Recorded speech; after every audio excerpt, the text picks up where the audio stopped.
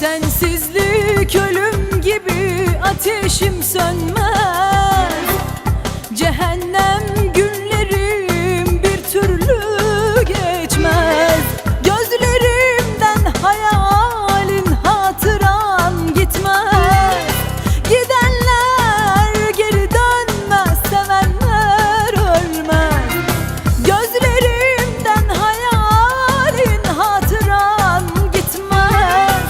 Gidenler geri dönmez, sevenler ölmez.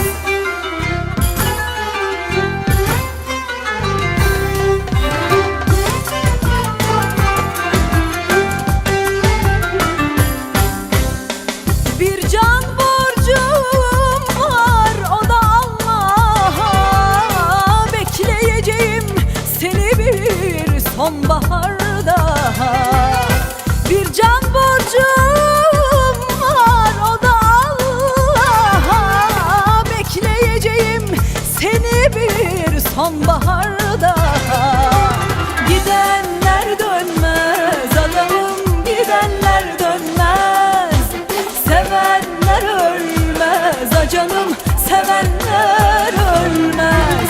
Gidenler dönmez adamım, gidenler dönmez. Sevenler ölmez acanım, sevenler ölmez.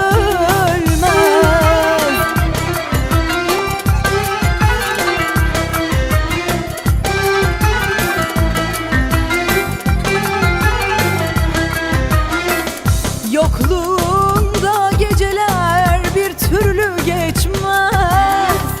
Sen dönmezsen sevgilim bu hasret bitmez. Gözlerimden hayalin, hatıran gitmez. Gidenler geri dönmez, sevenler ölmez. Gözlerimden hayalin, hatıran gitmez. Gidenler geri dönmez, sevenler ölmez.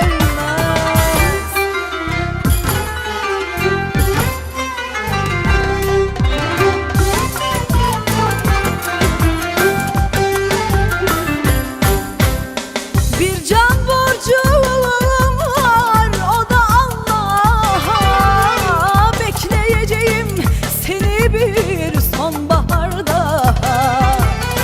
Bir can borcum var, o da Allah'a. Bekleyeceğim seni bir sonbaharda. Gidenler dönmez adamım, gidenler dönmez. Sevenler ölmez acanım, sevenler ölmez. Gidenler dönmez adamım, gidenler dönmez. Sevenler ölmez acanım,